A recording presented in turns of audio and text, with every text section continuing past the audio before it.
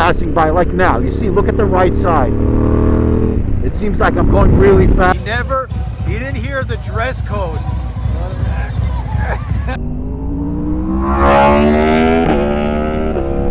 What is your line? What is your path on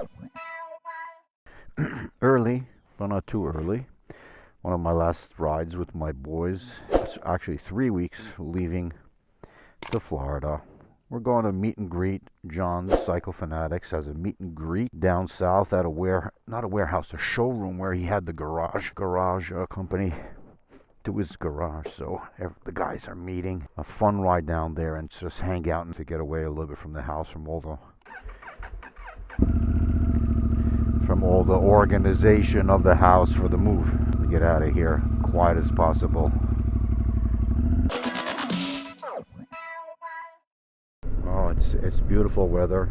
Some of the people that are giving me writing comments about me riding a little bit too fast near a car and stuff like that.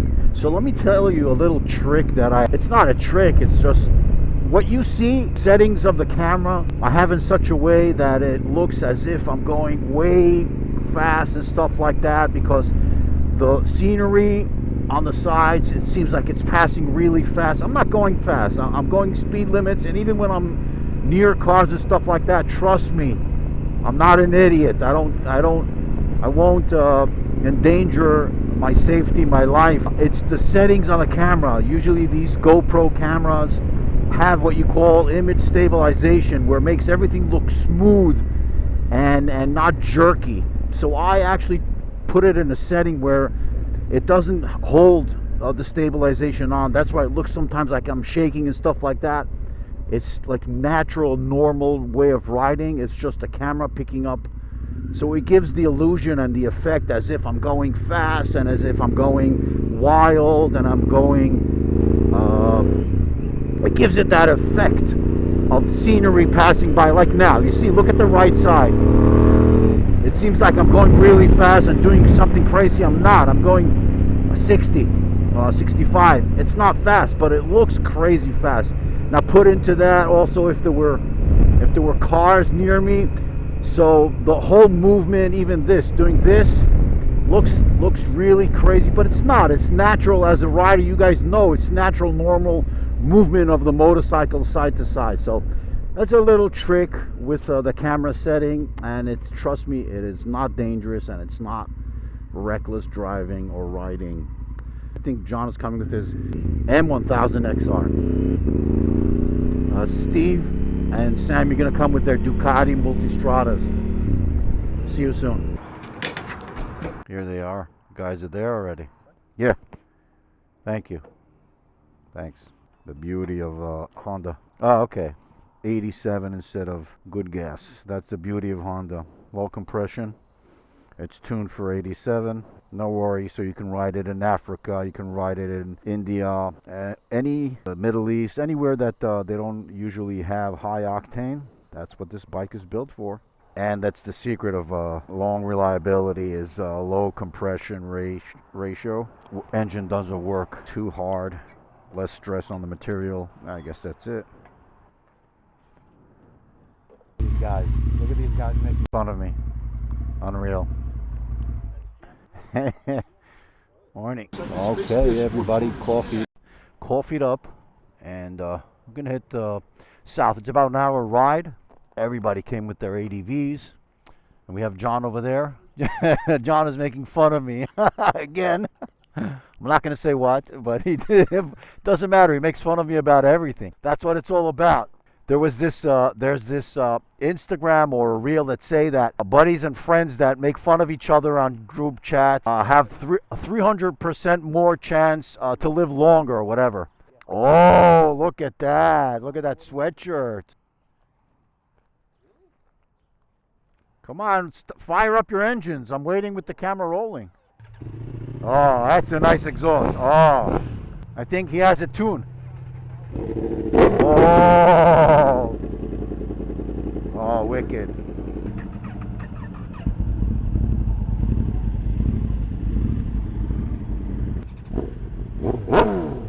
Woo.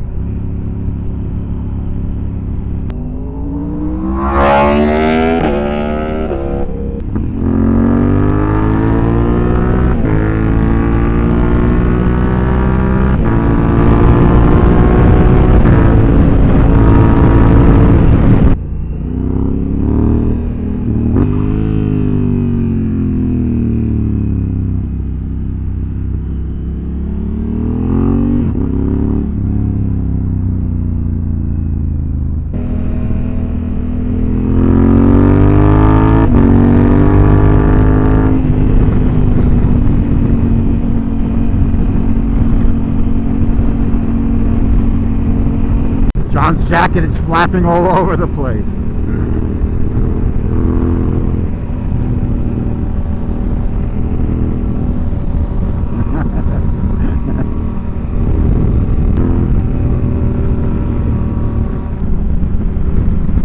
Sammy, Ducati Multistrada. It's a beautiful bike. But the joke is that it looks like a bird. Look at that beak on the front. It looks like a bird. So a topic that I just realized that I want to talk about now. It's because whenever I ride, that is always on my mind. Is what is your line? What is your path on the highway or in any lane you're in? I know there are two schools of what line you should choose in terms of the lane. I'll tell you at the end what I personally do, and from the day I started riding on a motorcycle, that is always the line I choose. One school of thought would say, oh, of course, you have the lane, and you should always be in the middle of the lane, because then you have, the same distance from one side to the other in case of emergency stops, brakes, maneuvers. If you want to move to one side or to the other, you're always equal distance from the right and from the left, right? That's one aspect of keeping in the middle. Additionally, cars before you, ahead of you, and cars behind you, well, that's where they expect to see you, because when they look in the mirror or when they look straight ahead, you're visible. You're exactly center in their focal point. If you're in a car, you look ahead, you see, that's where you expect to see traffic. That's where you expect to see the lights of the motorcycle. So it's easier for other riders, it's easier for other car drivers or whatever to see you in terms of visibility. They see you better, they expect you to be there, so you're more visible in the middle of the road, which makes sense, right?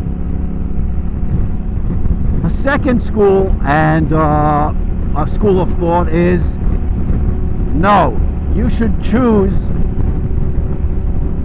if you want to be where, like either on the left third of the lane, or on the right third of the lane, and for a few reasons. First of all, when you're riding in a group, in a pack, that's where you're expected to be. The leader chooses his third, and you as a follower, you choose the other, and the one behind you does the opposite third, and that's how a pack is nice and tight, riding together. But even when you're riding alone, people say the school of thought is, no, regardless of if you're in a pack or not, you should be on one of the thirds of the lane. And one of the reasons is the middle of the lane, that's where the engines of the cars, of all the traffic, that's where the engines of the cars are. And no matter what, how modern or how well maintained vehicles are, there's always some sort of a little bit leak, slippage, and residue coming from the engine. So it's most likely, or it's more likely, for the center of the lane to be full with dirt, oil, and other debris that comes down from the engine. And us riding motorcycles, we know what oil, we want to avoid oil on our tires, right? So choose the left or right part of the lane, pretty much where the wheels, where the tires of the traffic usually are.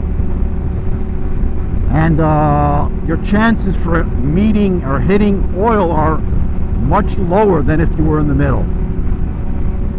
Taking all that into account, though, is just to remember as well, is wherever the wheels and the tires actually hit the road, there are many cases that's where usually all the weight is being placed on the, let me set the cruise control. That's where the weight of the car is being placed on the road. And over time, you probably know what I'm saying. The road forms little detent or a curve or a concave in that area, and you're pretty much grooved inside like a little ditch, going along a ditch, and it kind of limits you sometimes moving in and out of it. And it's the same thing, the middle of the road is also, it's always kind of a little hill, and moving in and out of it, or on top of it and outside of it, sometimes, yeah, it's not really a significant thing, could be a problem. But in the same token of where the cars lay their weight, the same place where the wheels or the tires actually hit the pavement, that's the place where there's the most residue of rubber, believe it or not, of rubber. We see that a lot on runways when we land, where the touchdown zone is. Actually, it's covered with rubber, exactly where the airplane lays its wheels, its tires on touchdown. There's a lot of rubber sticking to that pavement, and it's the same thing over here. There's more rubber in that area where the car's tires touch the road, and that rubber, when it's wet, when it's rainy, that is actually more slippery than if there were no rubber whatsoever. So there's pros and cons to where you lay your tires, and how you choose your lane. Personally, from the day, I think it was when I learned how to ride motorcycles 35 years ago, or maybe 40 years ago, who remembers already? That's what I was taught. Never choose the center. And in those days, they were talking about, a car with their oil leaks and stuff like that, because we're talking about 30 years ago, cars weren't as reliable as today, and it was actually an issue. So that's how I was taught to ride on the left third or on the right third of where John is right now. So that's me. What do you guys do? I'm always constantly thinking about this when I ride. What do you choose? I always ride on the right or on the left. It always scares me, literally, even in turns, like in twisties. I never choose the middle, the center of the lane, never.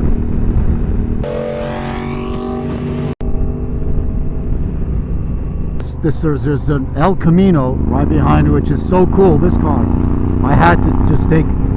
This is so cool what he did with this car. Oh my God, this is so cool. He did a lot of paint and stickers, and it's so cool.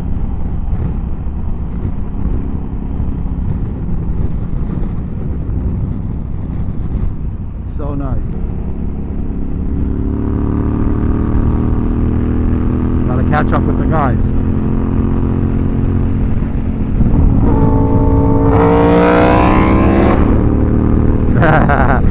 Nobody likes to be passed, right?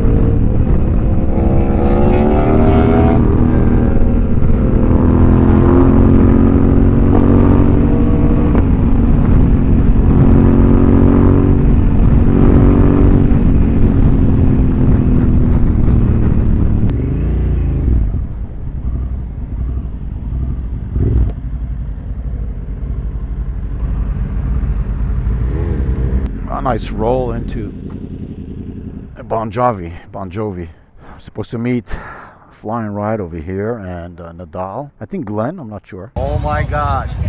Oh my God. He didn't hear the dress code.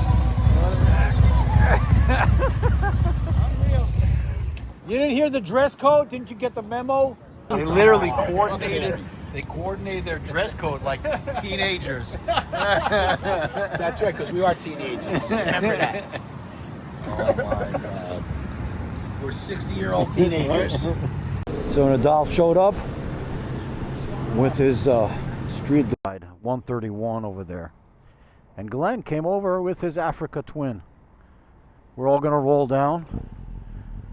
Pretty cool. And Mr. Flying Ride came with his Beamer, his car, because he can't ride now. He broke 2 fingers, so he's gonna be accompanying us and gonna be actually filming us with a camera as we roll by him.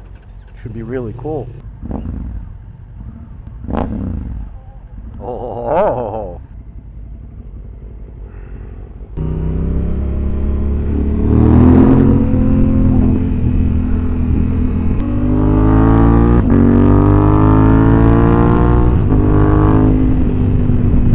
This is the place.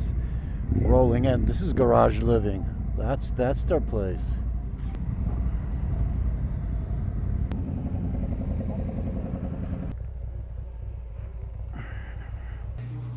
Wow, look at this place. This is Garage Living. Set up. No, you're not even recording. I'm recording the place. You got the I got the. So serious, guys. He's Yeah, so he never smiles. This guy never smiles. Smile, everyone. There you go. I got a smile out of him. How you doing, Mr. Holy Shift? Oh, there you go. That's Well, it was nice, the Garage Living over here. A lot of people came and said hello, showed up, we hung out, they gave us some nice, great burgers. The owner of the place fired up the barbecue and treated us for great burgers, and we had bagels before that. A lot of people came over and said hello.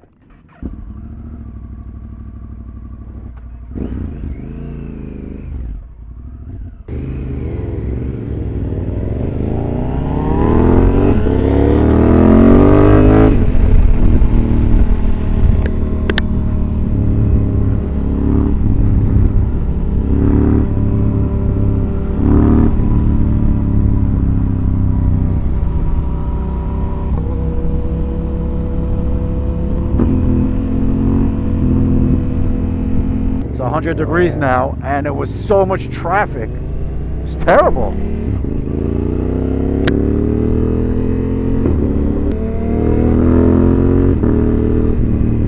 But all in all, this day was nice.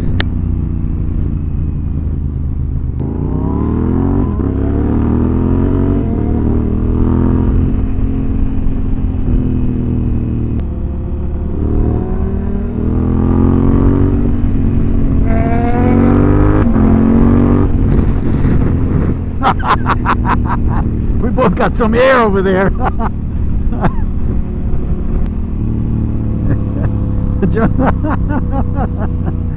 Yeah, there was a huge bump over there that I never noticed when I'm driving with my car. I never noticed that we both hit it.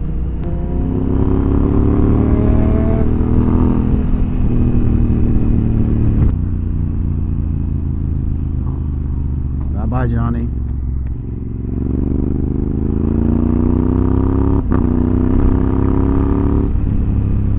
Well, as I'm riding home, I want to show you what I was wearing today, because it's such a hot day. It's 97 degrees, and you know, obviously you can ride in with your undershirt or with a t-shirt, but that's not, you know, not riding safe. So I put on my mesh. Look at this, and it's a reflective mesh. So at night, the dark part on the top right over there, it reflects out. I got to show you. I have a video of it. So Beyond Riders, take a look below. Beyond Riders gear, if you ride Holy Shift as a discount code, you get a $10 off. Highly recommend. It's Kevlar inside, so it's in the impact areas, where you get the road rash, God forbid if you fall. It's all covered with Kevlar, which is like resistant to, it's bulletproof, literally bulletproof material. So that's what I ride with.